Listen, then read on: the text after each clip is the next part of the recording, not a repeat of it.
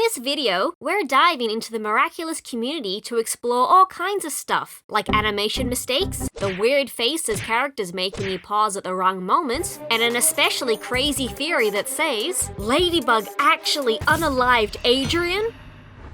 When Gabriel transforms into Shadow Moth, we can see that he's not. I'm guessing the mistake came from our dear old father-in-law. But what kind of mistake could he possibly make? He's perfect and totally loaded. Wearing his wedding ring. But right after he begins transforming and takes off his tie, suddenly the ring is there. Dang, father-in-law! How could you mess up like that, dude? Let's check out another blooper. Then, when we first get a look at Shadow Moth, he's only holding his staff. But a few minutes later, boom, he's also got a fan. Where the heck did that come from?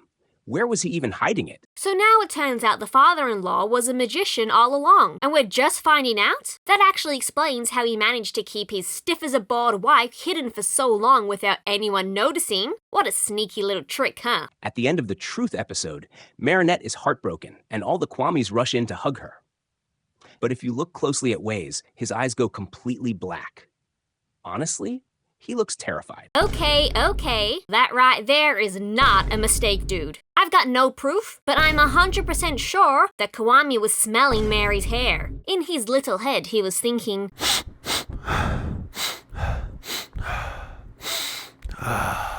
you smell good, mamacita. Hello? What if I told you Miraculous Ladybug has a creepy side? Now, in defense of my fabulous girl, I gotta say, it's totally normal when you pause a video, people end up with the weirdest faces. What if I told you Miraculous Ladybug has a creepy side? You already know the animation can get super over the top in the weirdest ways. So when you pause at just the right or wrong moment, you end up with frames like these.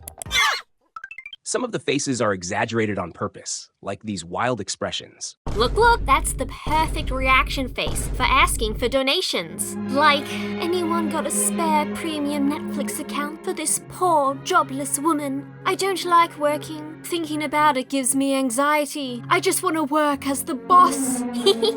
A lot has happened since Gabriel Agreste ended up totally stiff. It's messed her up. Marinette's got dark circles, messy hair, and is just kind of falling apart. Ah, snap! Mary just dropped a sick reference to evil Snow White. Maybe even Adrien's feeling the effects of everything going on. I mean, he looks perfect from every angle, but let's not be fooled, okay? Haha, did you catch that?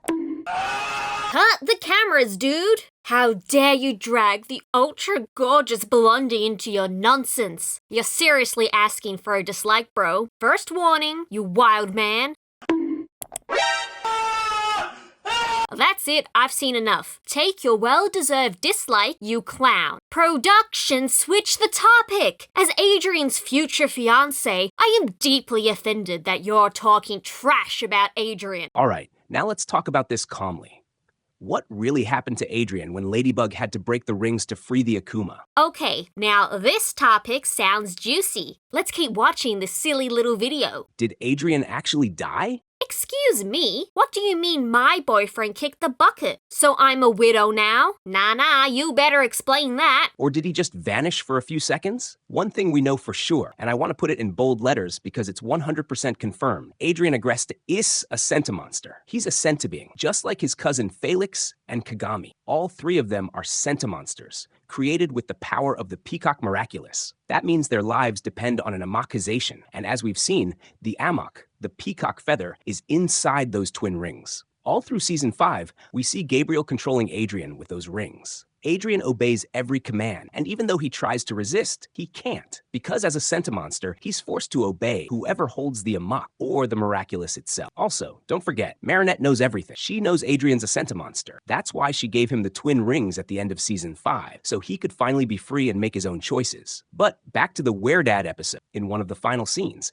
when Ladybug takes the akumatized rings from the grandma, she has to break them to release the Akuma, but she hesitates. Big time. She doesn't know what to do, because Ladybug knows. Those rings hold Adrien's life. And if the rings broke, the Amok feather would come out, and Adrien would disappear forever. That's why Ladybug, terrified of what she's about to do, just takes a leap of faith and hopes everything will be okay. And without thinking twice, she breaks the rings. With a face full of fear and worry, she looks down at them and only sees a butterfly fly out, no feather. But just look at Ladybug's expression. She was terrified that a peacock feather might come out, which would have meant Adrien died and was gone from the series forever. But in the end, nothing happened to Adrien. He was totally fine. Somebody get this guy a sandwich. I can hear his stomach growling from here. He's just repeating the same thing over and over in different ways to pad out the video. Are you Mojo Jojo's long lost son or what? That's some top tier filler, bro. And since I said stomach growling, don't forget to hit the subscribe button and give this handsome and sexy video a like. Every like equals a kiss you'll land on your crush's lips. You won't find an offer like this anywhere else, so don't miss out.